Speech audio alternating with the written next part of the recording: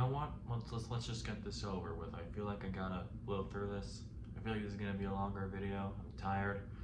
But either way, I recently watched Rebel Moon Part 2, The Scargiver. I don't know if it's just me or if there's been other news circling around like this past week. I'm recording this the day after this came out. What? Did you know this was coming out? Like, really, did you know Part 2 was coming out if you aren't an avid Snyder fan? Because I forgot. I saw like Thursday night that it was coming out and I completely forgot. In Part 2 of Zack Snyder's new space opera, Kora and the surviving warriors prepare to fight and defend their new homeworld Veldt against the Motherworld, led by Atticus Noble. I'm just gonna admit something right up the front. I think this review is going to be more about the state of Rebel Moon as two movies, more than just this movie on its own. If you want to see how I felt about Part 1, I got a whole video on that one from when it came out, like a few months ago. But I say that because I feel like I don't have a lot to say about this movie. I feel like it more has to do with Zack Snyder, what's going on at Netflix, how he is as a writer and director, and I just feel like I'm gonna talk about that. It does go without saying that I feel like the acting in this is a tiny bit better around this time. It feels like the characters played by Sofia, Boutella, and Djimon Hounsou, while they were my favorite characters in the last movie, but it feels like they felt more invested in this one for some reason, even though they filmed them at the same time. And there's actually, to get my positives out of the way, there's actually a really sweet moment with Djimon Hounsou's character. And I was like, oh, this is actually really sweet. Another positive I have is Jimmy, the robot, voiced by Anthony Hopkins in this. In my opinion, I think this whole franchise should have been surrounded by him and his story, which I guess is supposed to play into the setup for a potential next movie, which I'll talk about that soon.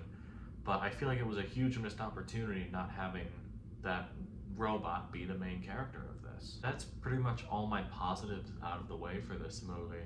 I'm very low energy. I do want to be passionately angry about this in the way that you see some YouTubers talk about, but I don't want to do that.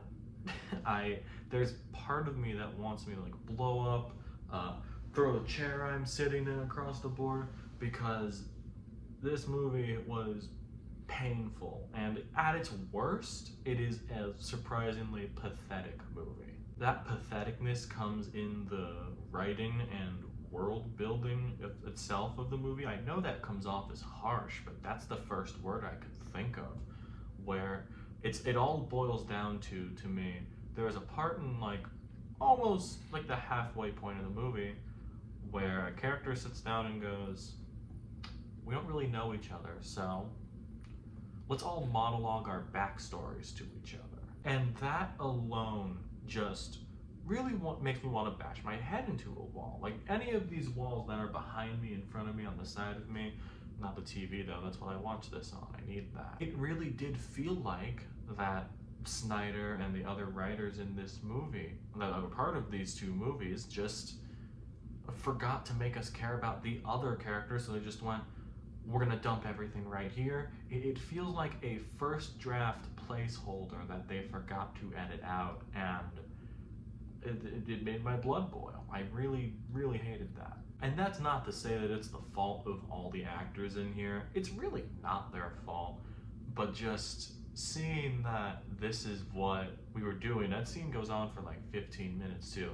It's just really boring, and that could be said for the movie itself, which I do have to admit, never thought I'd say that about a Zack Snyder movie.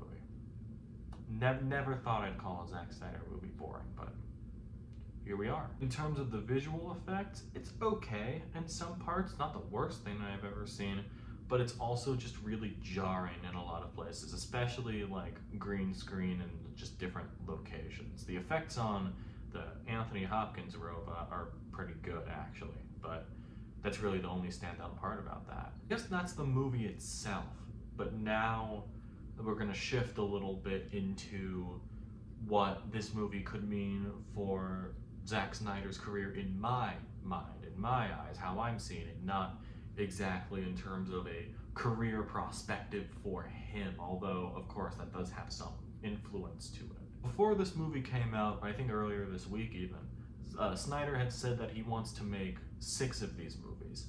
6 in terms of part 1 and part 2 equals 1, or just 6 movies altogether. If they're a part 1 and part 2, they make a trilogy. I don't know about that.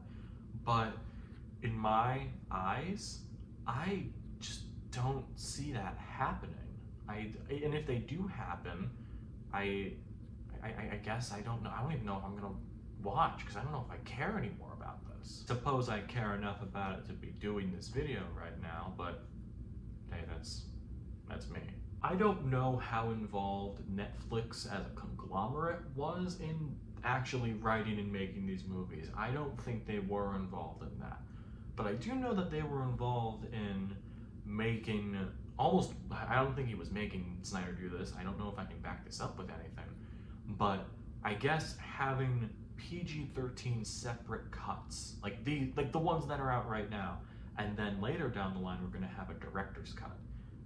I just do not like that, plain and simple. I didn't like that before. I knew this before I even watched part 1.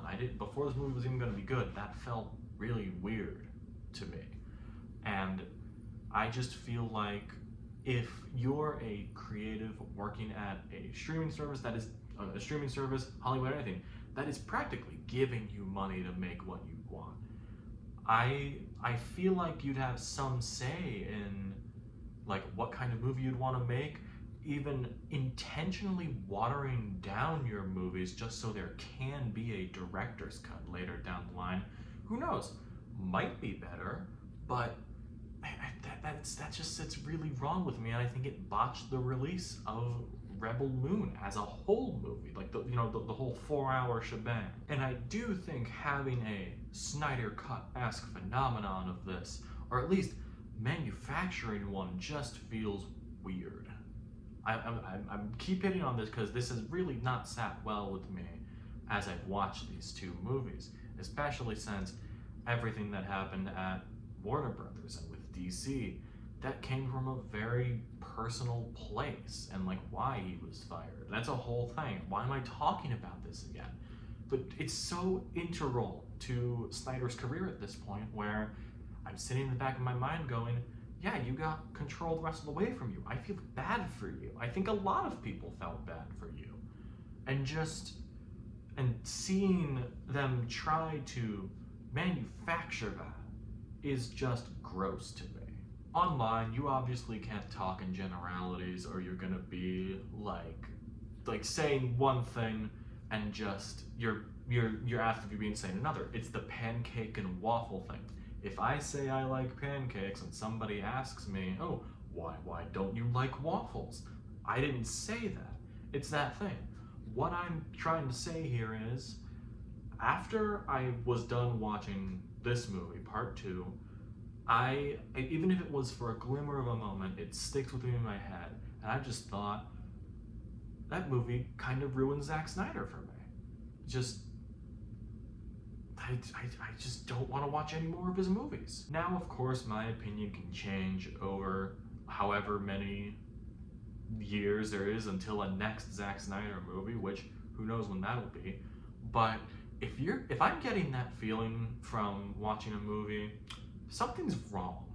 Like, if I am actively discouraged to go back to watch a previous movie, like Man of Steel or Watchmen or 300 or even Army of the Dead, if I'm watching a director's movie and being actively discouraged from watching any of their other movies, something's wrong. Like, you gotta go back to the drawing board. Something happened here. Something's wrong. I feel like I've been talking in circles. Either way, I just have to say that I don't care about Rebel Moon anymore. I watched these, I gave them a fair shot, I am typically a Snyder fan, but just, I can't do this. If this is gonna be the future of his career, I don't know if I want any part of it. I'm not saying that I'm writing off his entire filmography, but if he keeps making these Rebel Moon movies, I am just not gonna watch them, because along with part one, part two was just so bafflingly bad that it actively discouraged me from watching his other movies.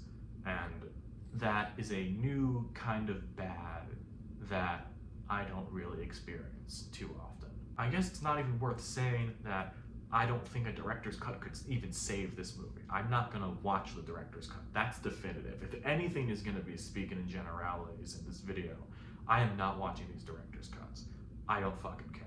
Rebel Moon Part 2, The Scargiver, it's a fucking half star. If you didn't see that already, I'm fucking done. I can't do this anymore. I'm fucking done.